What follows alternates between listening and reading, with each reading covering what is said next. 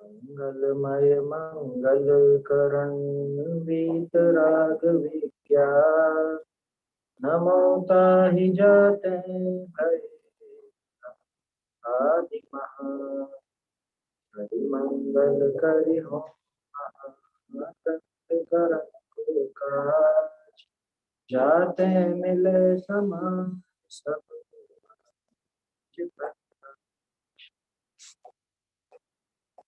सत्ता स्वरूप ग्रंथ पर अपनी चर्चा चल रही है। इसमें अपन देख रहे हैं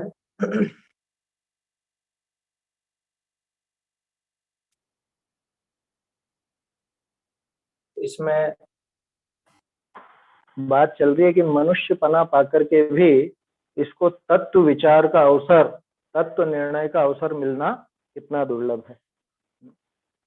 देखा था अपन ने कि सारी इसको सुविधाएं मिल जाती है, सारी अनुकूलताएं मिल जाती हैं, तो भी इसको सत्संगति का लाभ होना, व्यसनों से बचा रहना, ये महादुर्लभ है। आज की बड़ी समस्या है।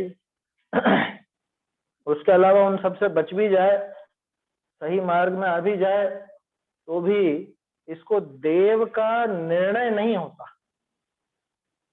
ऊपरी तौर पर इसको लगता है कि हाँ हाँ देव का निर्णय तो हो गया। क्यों हो गया? कि हमने सारी परिभाषाएं रट ली, सब बातें सीख ली कि जिनेंद्र भगवान तो सर्वज्ञ वीतरागी हितोपदेशी होते हैं, 1008 नाम वाले होते हैं, सुलक्षणों सहित हैं, 46 मूल गुण सहित हैं, 18 दोषों से रहित हैं।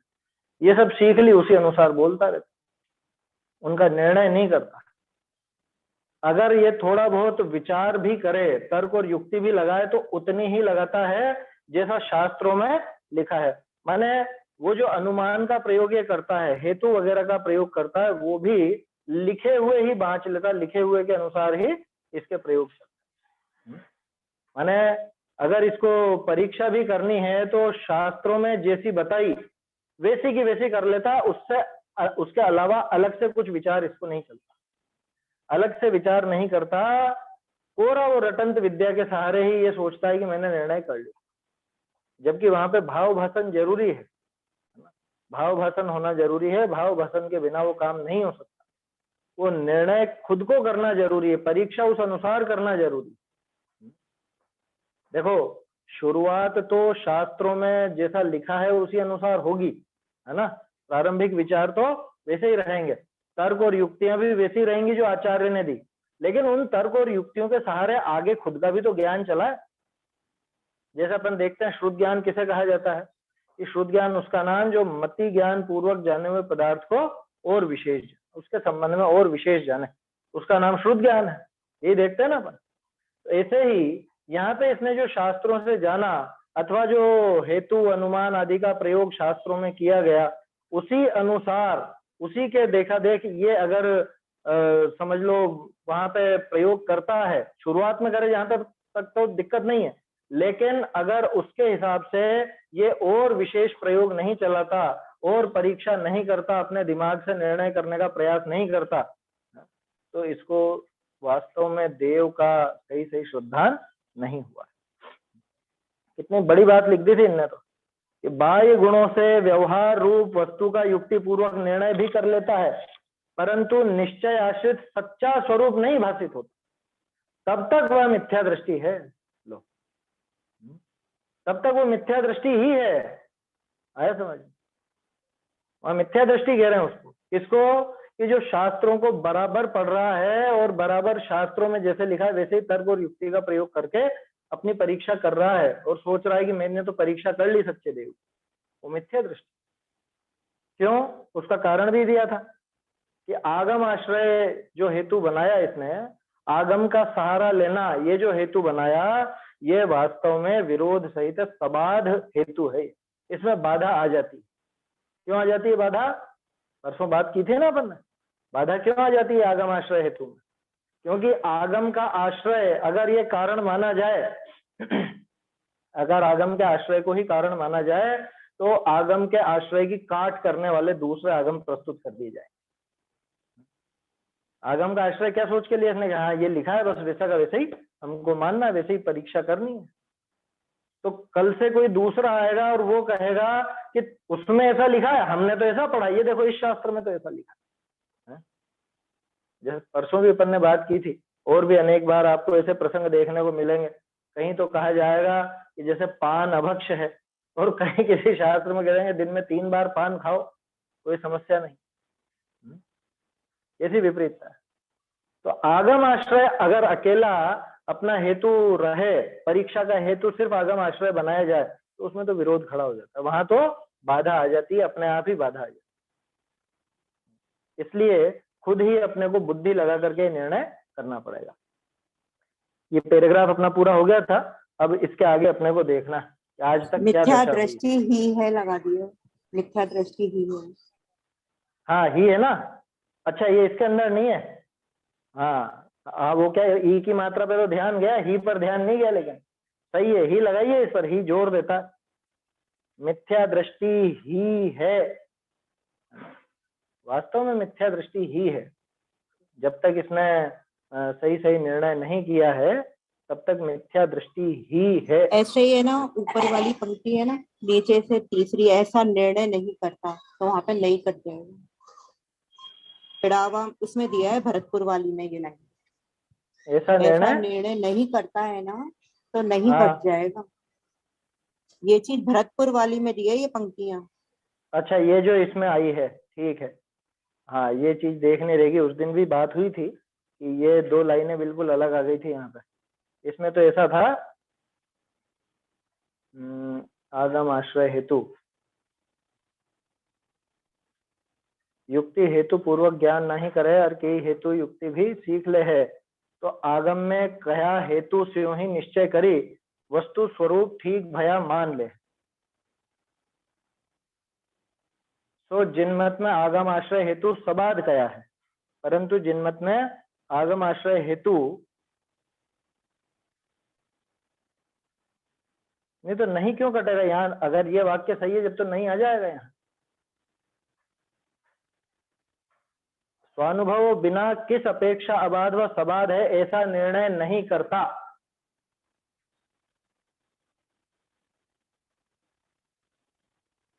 ऐसा निर्णय नहीं करता, यहाँ पे तो ये बात है। एक सेकेंड, भरतपुर वाली बता रहे हैं ना आप, देखिए भरतपुर वाली,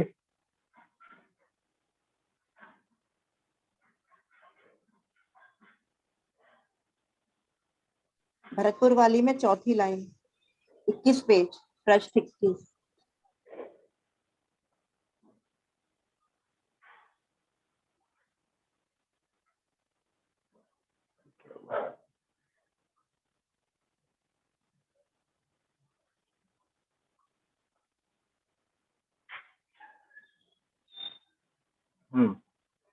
इसमें चौथी लाइन,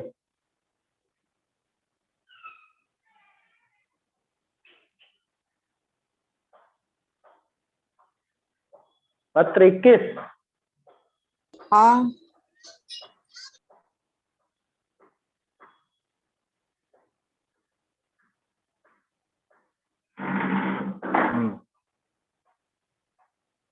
और कोई युक्ति हेतु भी सीख ले है, तो आगम में कया हेतु स्यों, ये है और तू अलग अलग नहीं है, हेतु स्यों निश्चय करी, वस्तु स्वरूप ठीक भय मान ले। सो जिनमत में आगमाश्रय हेतु स्वानुभव बिना किस अपेक्षा अबाध सबाध है, ऐसा निर्णय करे हैं।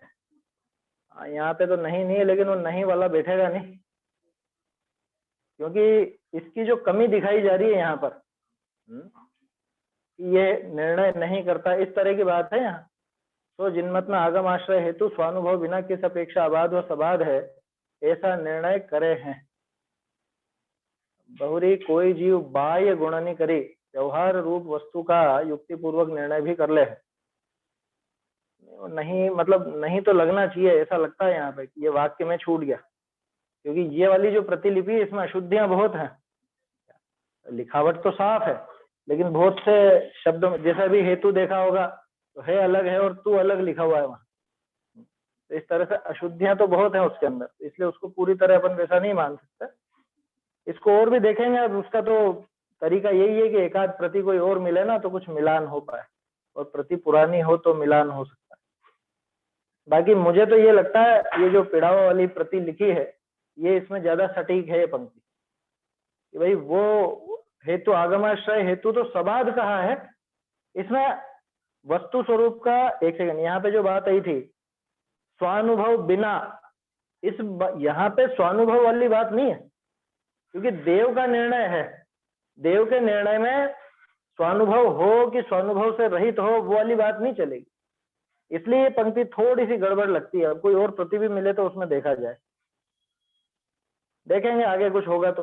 बाकी अभी तो अपन यही मान के चले, ये जैसे पिड़ाव वाली जो प्रति है इसके अंदर लिखा है आगम में कहे हेतु स्यों ही निश्चय करी वस्तु स्वरूप ठीक भया मान ले, यानी उसका निर्णय हुआ मान लेता है। सो जिनमत में आगमाश्रय हेतु सबाध कया है। भाई इस पैराग्राफ की अगर मतलब इन पंक्तियों को अपन देखें तो यहाँ पे उसमें बाधा खड़ी करनी है, इसकी मान्यता गड़बड़ है, तो बाधा तो इस वाली लाइन से बराबर खड़ी हो रही है कि भाई जिनमत में आगमाश्रय हेतु को बाधा सहित कहा है। तुम जो कह रहे हो कि हमको तो आगम का आश्रय है, हमने आगम आश्रय से निर्णय कर लिया, तो आगम आश्रय से निर्णय ऐसे नहीं होता। आगम आश्रय से निर्णय करने लगोगे तो आगम आश्रय रूपी हेतु में तो बाधा आ जाती है। आगम का आश्रय बिल्कुल सटीक हेतु नहीं है। क्यों? क्योंकि आगम किसको कहोगे और किसको नहीं कहोगे पहले तो ये निर्णय करो। हमारी दृष्टि में ये आगम है, दूसरा आकर के कह देगा हमारे लिए तो ये आगम है, तो बाधा खड़ी हो जाती है। इसलिए ये वाली पंक्ति गड़बड़ लगती है जो छपी हुई में है। देखिए, देखेंगे इसको आगे और भी कुछ मिलेगा इस तरह का। तो ना बाह्य गुणों से व्यवहार रूप वस्तु का युक्ति पूर्वक निर्णय भी कर लेता है, लेकिन निश्चय आश्रित सच्चा स्वरूप भाषित नहीं होता।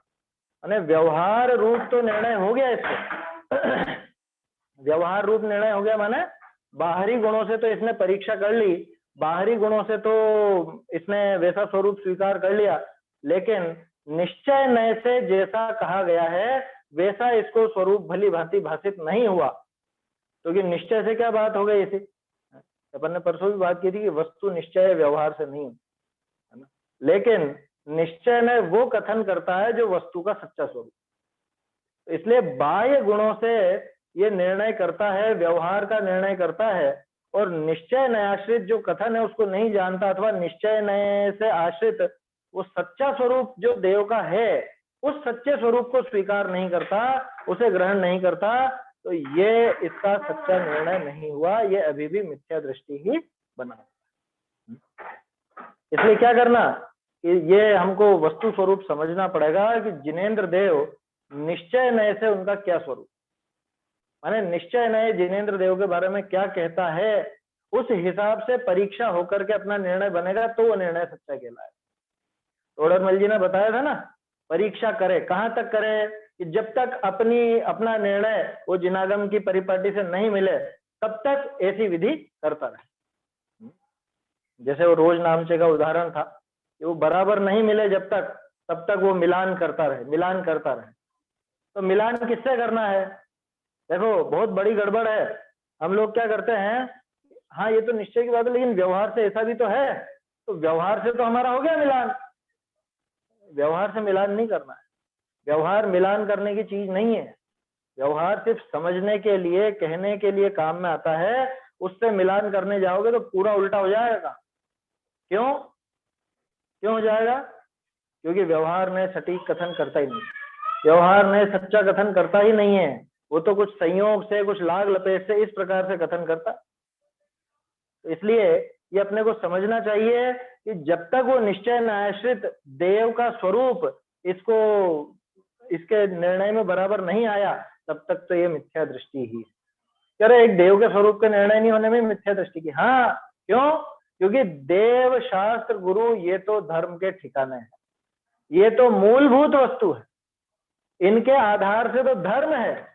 इनमें शिथिलता रखने पर धर्म के अन्य अंग भी कैसे सधेंगे, तोड़रमल जी ने लिखा। इसलिए जिसको देव का ही सच्चा निर्णय नहीं है वो आगे आत्मा का सच्चा निर्णय कैसे करे, इसलिए मिथ्या दृष्टि का। क्यों सर्वज्ञ सिद्धि इतनी जरूरी है? इसलिए जरूरी है क्योंकि देवशास्त्र गुरु धर्म के आधारभूत स्थान, देवशास्त्र गुरु धर्म के मूलभूत ठिकाने हैं, ऐसा समझ, उनके आधार से धर्म रहता है, उनमें गड़बड़ होने पर धर्म के अन्य अंग नहीं चल सकते। इसलिए सबसे पहले देव का निर्णय करना, देव का स्वरूप क्या है, यह निर्णय करना बहुत जरूरी। देखिए आगे देखते हैं अपन, है ना। ये पैराग्राफ हो गया था अपना।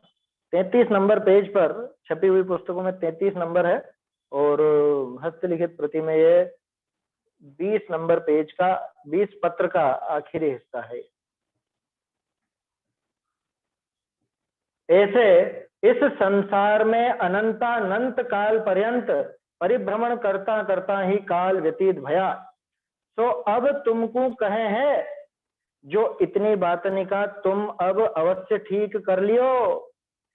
आगम ते व युक्ति ते व स्वानुभव ते जो संसार में परिभ्रमण ऐसे ही हो है कि नहीं हो है, वह संसार में ये बातें उत्तरोत्तर कही तो दुर्लभ है कि नहीं है, और तुम्हारे इन बातनी में से कितनी बातनी का संबंध मिला है कि नहीं मिला है, तो ये निश्चय करी बहुरी जो पंचाचार रूप, ये नहीं है क्या? अच्छा, यहाँ तो ये सब है नहीं। नहीं ये वाला तो होगा ना, संसार में परिभ्रमण का होता है कि नहीं होता है, दुर्लभ है कि नहीं है, ये भी हो गया ना, बस यही तक है।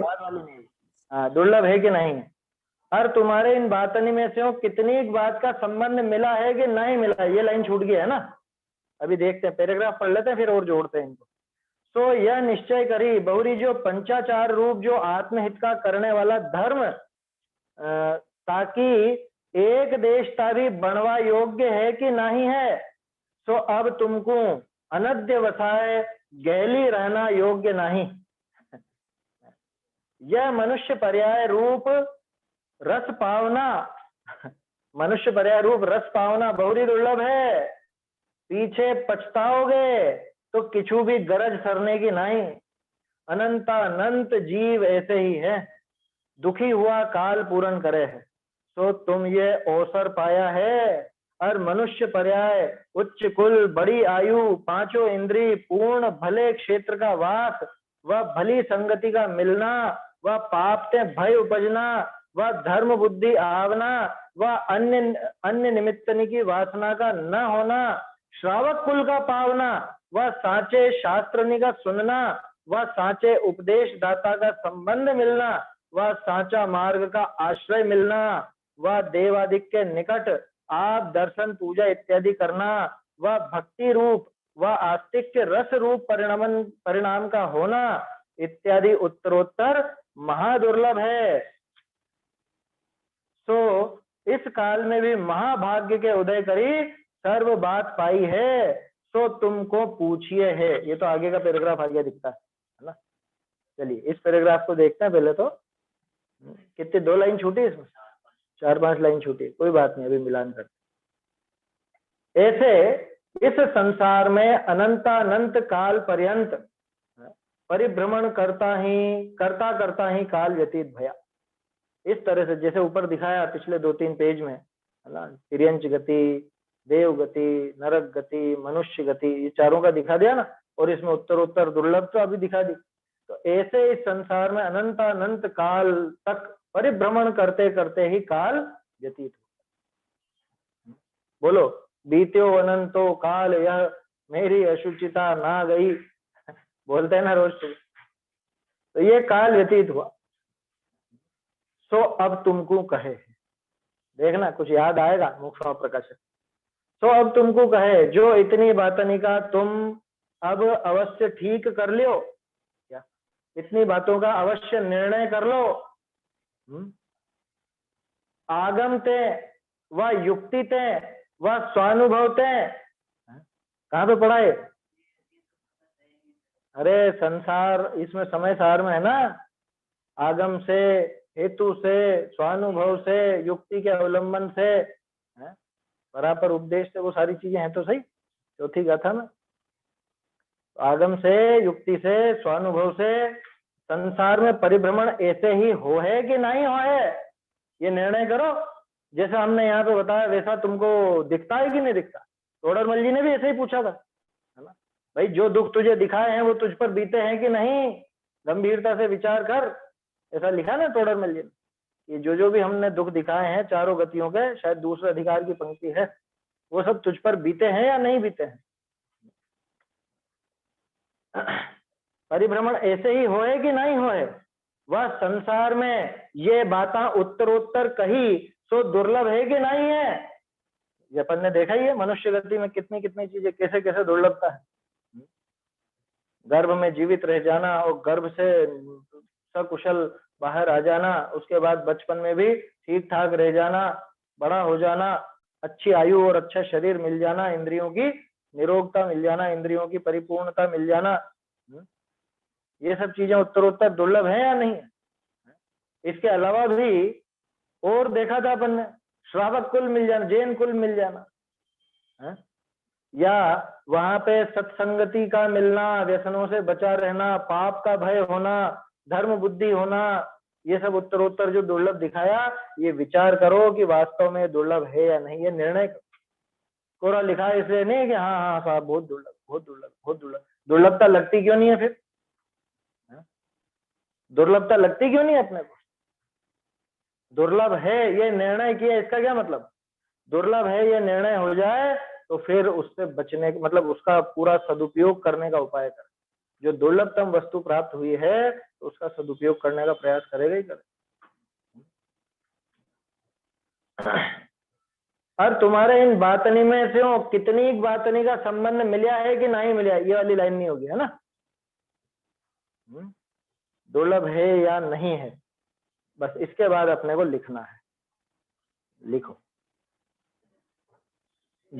दुर्लभ है कि नहीं है। चौकी चौकी पे रख के लिख लो।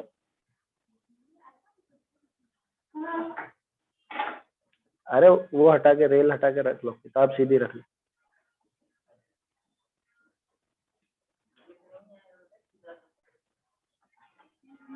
और तुम्हारे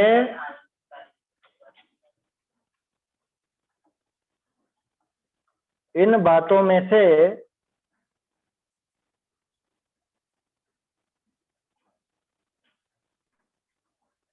कितनी बातों का संबंध मिला है या नहीं मिला है? कितनी ही भी लगाना, कितनी एक लिखा ना, कितनी ही बातों का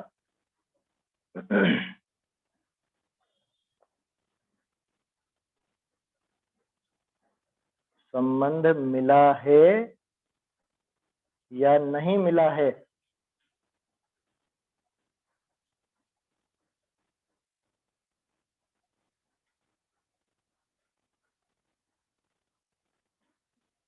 सो यह निश्चय करी बहुरी जो पंचाचार रूप, जो आत्महित का करने वाला धर्म, पंचाचार वाली बात क्यों है इसके अंदर? सो ऐसा निश्चय करके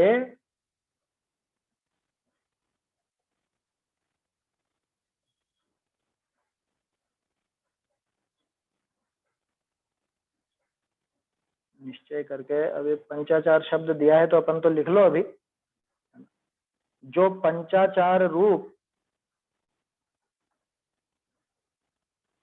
निश्चय करके, पंचाचार रूप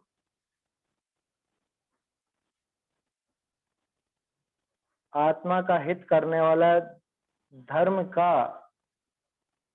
पंचाचार रूप आत्मा का हित करने वाला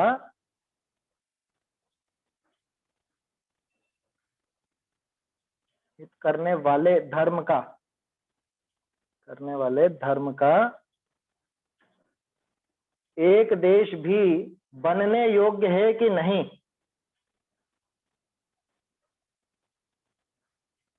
एक देश भी बनने योग्य है या नहीं?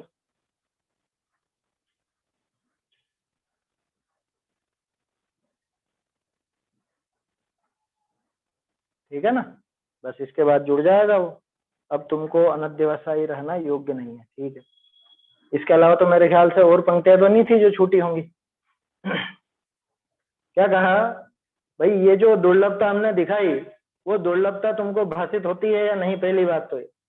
और तुम्हारे इन बातों में से कितनी ही बातों का संबंध मिला है या नहीं मिला है।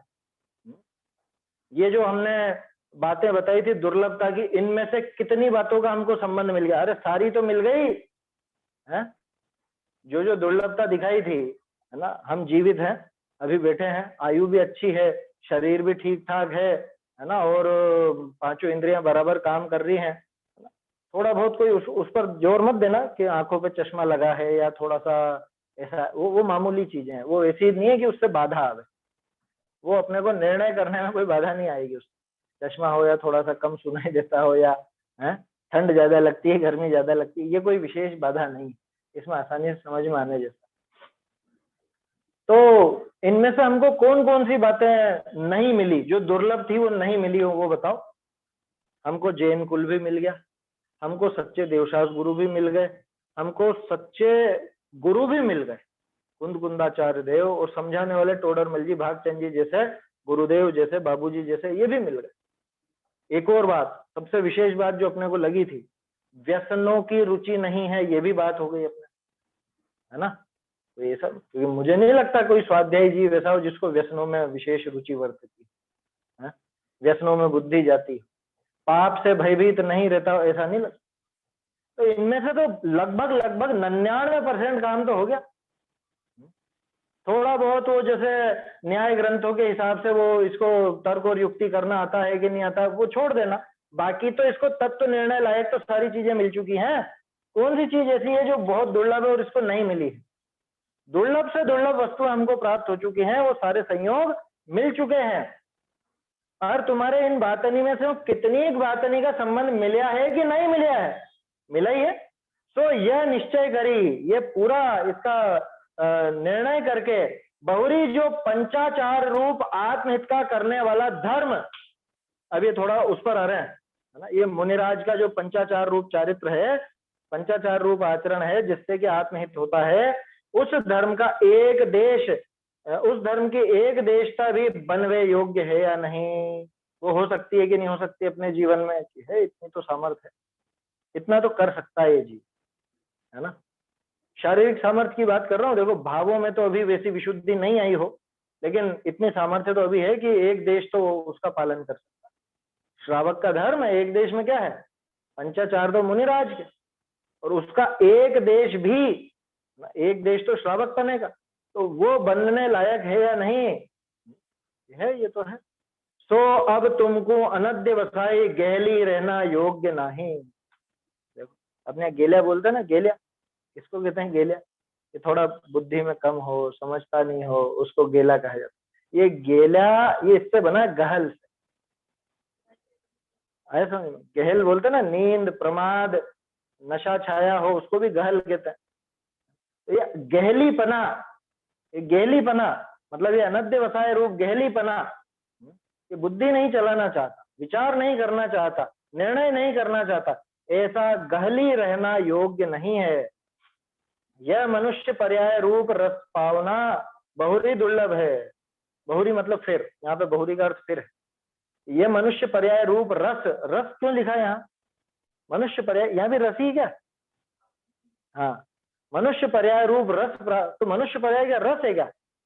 रस बोलते हैं एक विशिष्ट रसायन को, विशिष्ट कोई सिद्धि हुई हो ना, उसको रस कहा जाता है क्या?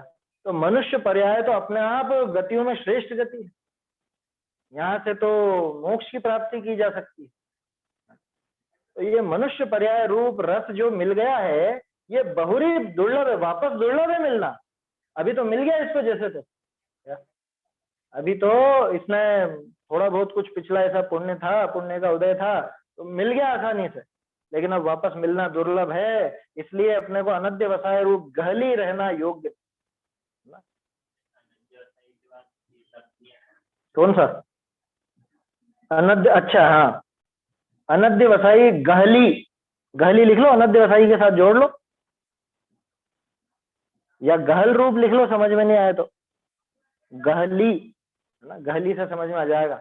गहल वाला गहली, प्रमाद वाला प्रमादी, ऐसे गहल वाला गहली, उसमें क्या है ना, थोड़ा भाषा पे ध्यान देना चाहिए अपने। तो ऐसा गहली रूप, गहली मतलब कि जो बिल्कुल विचार नहीं करे, जानने की कोशिश ही नहीं करे, ऐसी गहल छा रही हो, ऐसा गहली रहना योग्य नहीं है। देखो यह मनुष्य पर्याय रूप रस पावना बहुरी दुर्लभ है। पीछे पछताओगे तो किछु भी गरज करने की नहीं, कि बाद में क्या रहे, उस टाइम पर कर लिया होता आत्म कल्याण, उस टाइम पर थोड़ा विचार कर लिया होता, देवशास्त्र गुरु का निर्णय कर लिया होता, तो बाद में कुछ गरज सरने वाली नहीं। गरज सरना मतलब अपना काम हो जाना, नहीं कुछ सरे काज तेरा, ऐसी पंक्ति है ना, पहली सबके होए, नहीं कुछ सरे काज तेरा। निर्जरा का प्रकरण है, सकाम निर्जरा जो है, सकाम नहीं सविपाक निर्जरा जो है, वो उससे कुछ, वो तो सबके ही होती, लेकिन उससे कुछ काम नहीं सरता। काम नहीं सरता मतलब कुछ काम बनता नहीं है, तो कोई गरज सरेगी नहीं, मतलब तू जो चाहता है वो होगा नहीं, सुख मिलेगा नहीं, बाद में पछताना। अनंत जीव ऐसे ही है, दुखी हुआ काल पूर्ण करे। या अनंत जीवों की यही दशा है, गहल रूप वो पूरा काल निकाल देते हैं, समय बिता देते हैं, और यह अवसर निकल जाता है, मनुष्य पर्याय निकल जाती है, जैन पना निकल जाता है, जैन कुल बर्बाद हो जाता है। इसको जो मिला, ये मनुष्य पना मिला, ये फिर मिलता नहीं। दुखी हुआ काल पूर्ण करे है, सो तुम यह अवसर पाया है, तुमको यह अवसर मिला है। और मनुष्य पर्याय, अब देखो वो दुर्लभता से दुर्लभता देख लो अपने को क्या क्या मिल गया कि नहीं मिल गया। मनुष्य पर्याय, उच्च कुल, बड़ी आयु, पांचों इंद्रिय पूर्ण, भले क्षेत्र का वास, व भली संगति का मिलना, व पाप ते भय उपजना। यहाँ तक तो सबको मिला, यहाँ तक तो कोई बाधा नहीं है ना, कोई नीच कुल का है ही नहीं, सब उच्च कुल के ही है, जैन है तो उच्च ही है, आया समझ में। आयु सबकी बराबर है ही सही, अभी बैठे हैं तो आयु अच्छी है, और क्या, पांचों इंद्रियां बराबर मिल गई है, भला क्षेत्र मिल गया। अरे काय का भला क्षेत्र, इतनी गर्मी सर्दी पड़ती है, ये कोई भला, अरे भला क्षेत्र है, सच्चे देवशास्त्र गुरु का योग जहाँ मिल रहा हो वो भला क्षेत्र ही है। जहाँ ये बात अपने को पढ़ने सुनने को मिल रही हो, आत्मा की बात समझने को मिल रही हो, वो भला क्षेत्र ही है ना। देखा जाए तो भोग भूमि में तो भोग ही भोग है, वहां कोई परेशानी नहीं है, वहां सर्दी गर्मी और की बाधा नहीं है, तो भी वो भला है कि कर्म भूमि भली, वहां पे धर्म का साधन नहीं, इसलिए वो भला क्षेत्र नहीं, ये भला क्षेत्र। देखो क्या कहा, भली संगति का मिलना, पाप से भय उपजना। अब ये यहाँ पे व्यक्तिगत हो जाती बात, पाप से जीव डरता है कि नहीं डरता। स्वाध्यायी भले हो जाए, कहलाने को मुमुक्षु कहलाए, लेकिन पाप से जरा भी भयभीत नहीं होता, बढ़ाता ही जाता है, संसारिक कार्य, विषय, कषाय, इनमें प्रवृत्ति बढ़ाता ही जाता है, इसको जरा भी भय नहीं लगता। अरे क्या है उसमें, भोगेंगे नहीं क्या, मिला है जो पिछले पुण्य के उदय से, वो तो भोगो है। भाई दान भोग नाश होता, दान हम कर ही देते हैं, तो भोगे तो सही, ऐसा ऐसा विचार होता है बहुत। अरे कौन भोगे और किसको भोगे, ये जो भोग का भाव है, इससे ये जीव कितना ज्यादा गिर जाता है, कितना डूब जाता है इस पाप में, इसको पता नहीं। पाप पे भय उपजना, वह धर्म बुद्धि आवना, वह अन्य निमित्तनी की वासना का न होना। लो, धर्म बुद्धि आना भी बहुत दुर्लभ, ये नहीं आया। सत्संगति का मिलना, पाप में भयभीत होना, धर्म है तो सही, धर्म बुद्धि का पैदा होना, अन्य निमित्त की वासना न होना, हाँ ये चीज तो आनी चाहिए, ये लिखो, धर्म बुद्धि का पैदा होने के बाद, क्योंकि धर्म बुद्धि भी आ गई, लेकिन ऐसी आई कि यहाँ भी जाता है वहां भी जाता है? हमारे तो इनको भी नमस्कार और उनको भी नमस्कार। धर्म बुद्धि का पैदा होना, इसके बाद लिखो, या अन्य निमित्तों की वासना का न होना।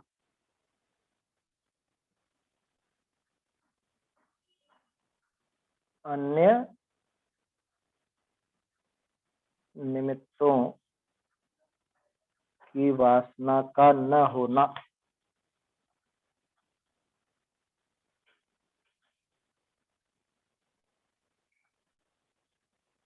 हाँ, ये जरूरी चीज है, क्योंकि अन्य निमित्तों की वासना जब तक नहीं मिटे, जब तक अन्य में देवपना, शास्त्रपना, गुरुपने की बुद्धि आती रहे, तब तक इस जीव का कल्याण नहीं हो सकता। क्या कहा? धर्म बुद्धि आवना व अन्य,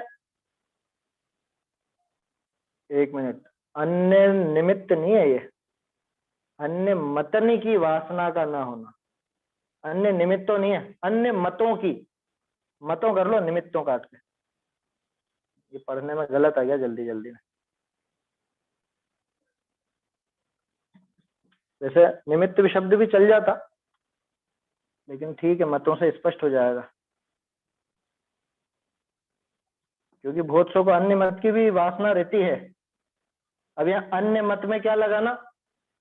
नहीं साहब, हम अन्य मत में तो नहीं जाते हैं, बाकी जितने भी हम तो जैन जैन सब बराबर, क्या उसमें जहाँ पे विपरीत आचरण होता हो, विपरीतता चलती हो, जहाँ शुद्ध कामनाएं ना हो, 20 पंथ आदि का काम चलता हो, उसकी भी अगर वासना बनी रहे, अरे उसमें क्या हो गया? अपना ही तो स्थान है, आया समझ?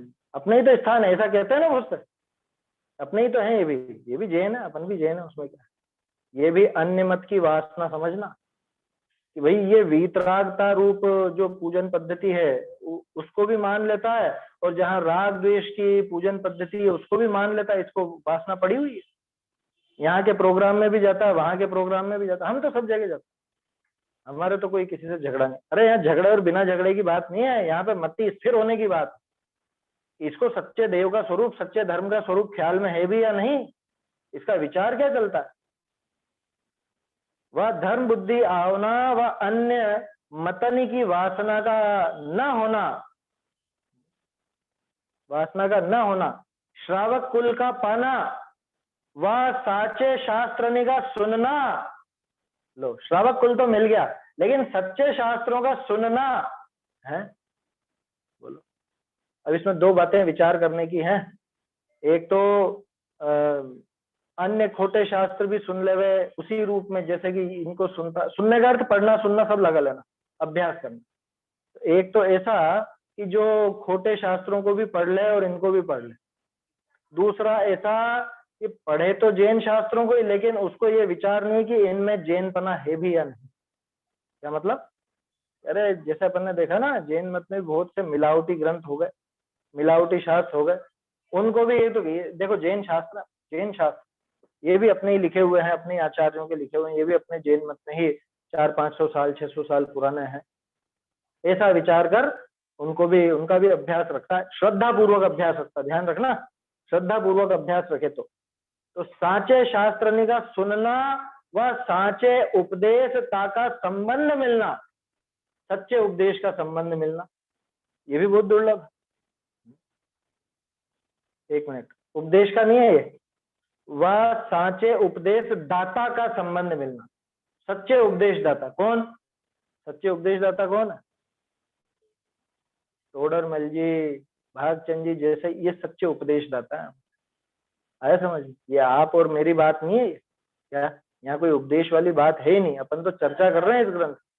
आचार्य तो है ही, आचार्यों का नाम तो सबसे ऊपर है उसमें, लेकिन आचार्यों की उस बात को समझाया किसने? उपदेश किसने दिया उसके आधार? आचार्यों की बात का उपदेश जिन्होंने उनकी टीका लिखी उन्होंने दी। जैसे कुंदकुंदाचार्य का हृदय खोला अमृत चंद्राचार्य, अमृत चंद्राचार्य की बात भी और किसने समझाया आगे कि जय जय चंदी छापरा। अथवा जैसे कुंदकुंदाचार्य का अष्टपहुड़, वो अपन देख रहे हैं शाम को, तो अष्टपहुड़ का ही रहस्य किसने खोला और किसने विशेष करा उस पर? ये भाग अपने जयचंद जी ने दी। आया समझ? वह साचा उपदेश दाता का संबंध मिलना, सोचो तो सही, कितना अपना जबरदस्त भाग्य का उदय है, पुण्य का उदय कितना जबरदस्त है कि हमको सारे के सारे सच्चे मिल गए, सच्चे देव भी मिले, उनकी सच्ची वाणी भी मिली, और सच्ची वाणी का कथन करने वाले सच्चे गुरु भी अपने को मिल गए। अब और क्या चाहिए? इससे बढ़ के क्या चाहिए? फिर भी इस जीव को चैन नहीं है, कह रहे हमारे तो पता नहीं कैसे कर्मों का उदय है, हमारे तो ऐसा है और वैसा है। अरे इससे बढ़ के और क्या मिलेगा तुझे? बाकी सारे प्रसंग तो यूं ही मिल जाते हैं, सैकड़ों बार, हजारों लाखों करोड़ों बार मिल जाते, ये मिलना दुर्लभ है। और तुझे ये प्राप्त हो गया तो तुझे इसकी गरिमा आनी चाहिए, है ना? और देखो क्या कह रहे हैं, वह साचा मार्ग का आश्रय मिलना। लो, सच्चे उपदेशदाता भी मिल गए, देवशास्त्र गुरु भी मिल गए, लेकिन देखो कुंदकुंदाचार्य का नाम तो सभी लेते हैं, सारे ही जैन लेते हैं, है ना। क्रमबद्ध पर्याय को मानने वाले भी लेते हैं और क्रमबद्ध पर्याय को नहीं मानने वाले भी लेते हैं। लेकिन सच्चे मार्ग का आश्रय मिलना, कि मार्ग कौन सा सच्चा, कुंदकुंदाचार्य देव ने जो बताया उसका आशय क्या, उसका अभिप्राय क्या, क्या है सही मार्ग। हम तो देखो ज्यादा दिमाग नहीं लगाते हैं, जो जैसा कहते हैं सुन लेते हैं, मान लेते हैं, बस ठीक है, ज्यादा पचड़े में नहीं पड़ना। ऐसी होती है बहुत से लोगों की बुद्धि। अरे भैया सच्चा मार्ग क्या है, ये निर्णय तो खुद को करना पड़ेगा ना। सच्चे मार्ग का आश्रय मिलना, वह देवादिक के निकट आप दर्शन पूजा इत्यादि करना। देखो ये भी बहुत विशिष्ट बात है। ऐसा भाव आया कि भगवान के दर्शन करे और उनके निकट जाए, उनके समीप जाकर के खड़ा हो, विचार करे उनके स्वरूप का, उनके स्वरूप के अनुसार खुद के स्वरूप। आप दर्शन पूजा इत्यादि करना, वह भक्ति रूप व आस्तिक के रस रूप परिणाम का होना इत्यादि उत्तरोत्तर महादुर्लभ। ये बहुत दुर्लभ। देखो इस पंक्ति को गौर से पढ़ो, इसमें ये कहीं भी नहीं लिखा देवादि के निकट आके पानी ढोलना है। पानी ढोलना तो चलो अपनी भाषा में कह दिया, अभिषेक करना, जल धारा, शांति धारा करना। अभी एक नया पागलपन और चलता, अक्षय तृतीया आ रही है ना, है? तो वो गन्ने के रस के ठेलों पर जाएंगे और कि भैया शुद्ध निकाल के दे देना, हमको तो अभिषेक करना है गन्ने के रस। हाँ बहुत लोग होते हैं इस तरह के, उनको तो 20 पंथ में होता है का मतलब उचित है ये नहीं कह रहा हूँ, ध्यान रखना, विपरीत है, पूरा ही विपरीत है। लेकिन उनको तो उस दिन, अरे विचार तो करो, गन्ने के रस से अभिषेक क्यों होने लगा, तो क्यों होगा कि नहीं आज अक्षय तृतीया, अरे तो क्या उस दिन अभिषेक हुआ था गन्ने के रस से? अच्छा बहुत से उसमें धर्म मानते कि आज तो गन्ने का रस पीना, तो फोन करके पूछेंगे तुमने पिया कि नहीं पिया, क्या आखा तीज पे गन्ने का रस तो पियो ही सही, आदिनाथ जी ने पिया था।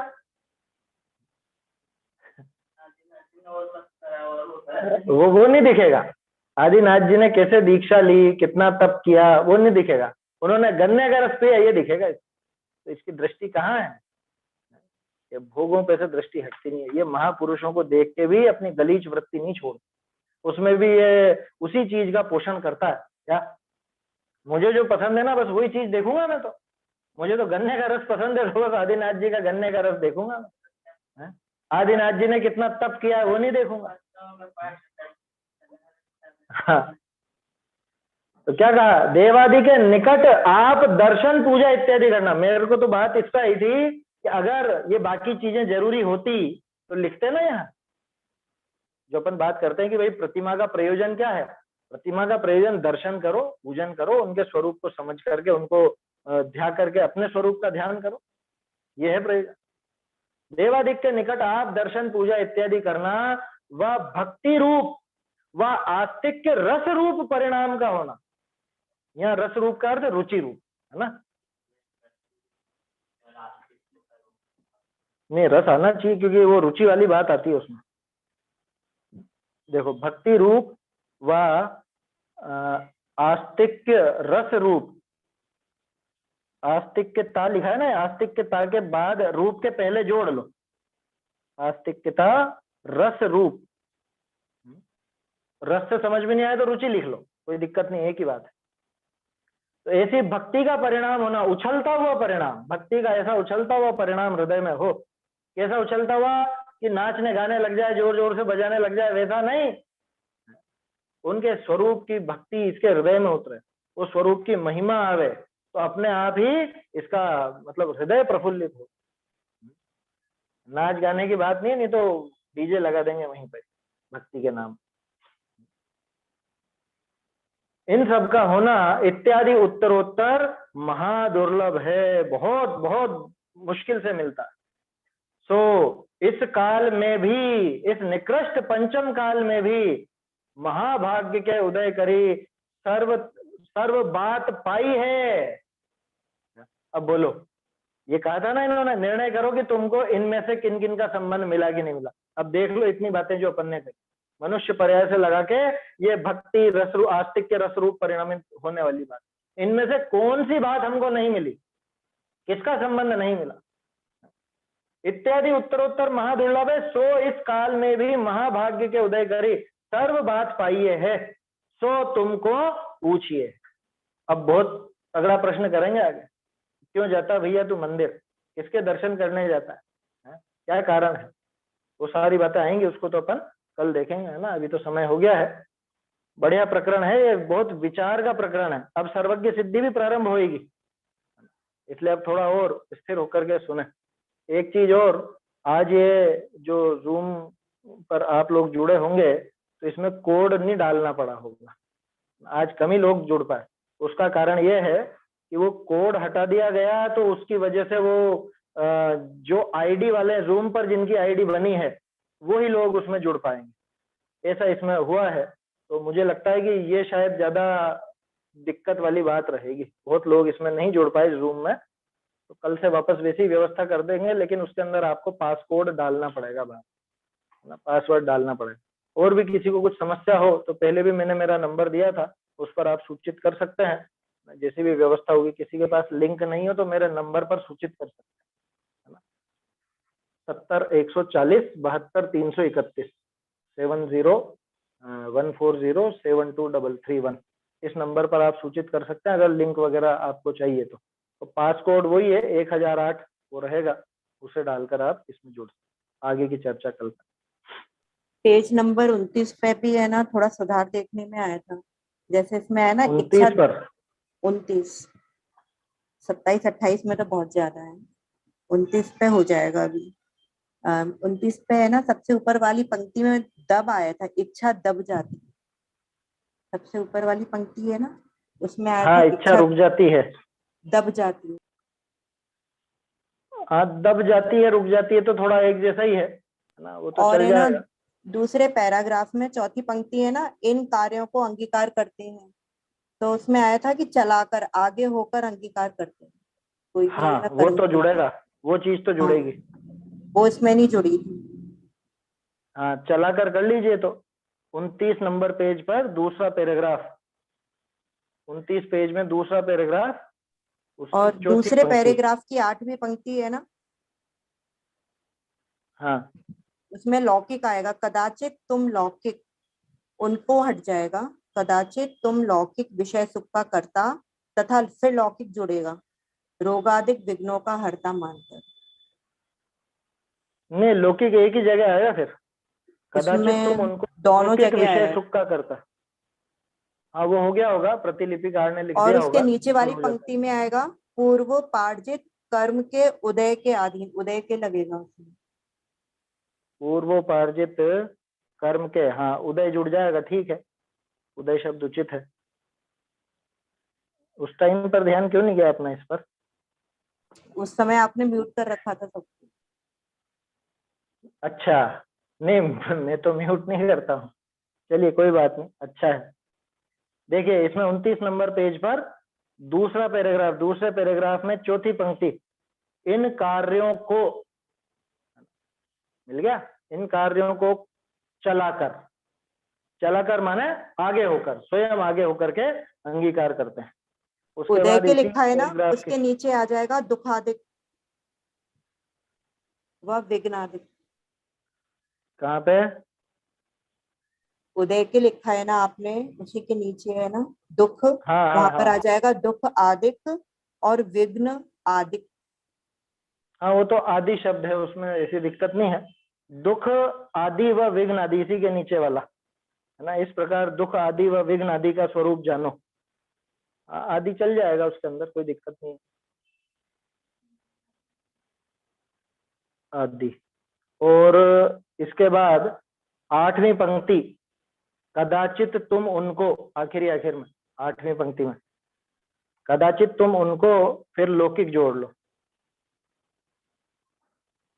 है ना, हो गया ना लौकिक। और फिर इसके बाद 9, 10, 10वीं पंक्ति में पूर्वोपार्जित कर्म के उदय के अधीन, कर्म के उदय के, ऐसा लग जाएगा। ठीक है, वैसे कर्म के अधीन में भी समझ में आता है, लेकिन जब है अपने पास हस्तलिखित में तो वो शब्द जोड़ लेना चाहिए। चलिए, अच्छा है, सभी जन ध्यान रखें तो अच्छा सुधार होगा। देखेंगे आगे का विषय कल।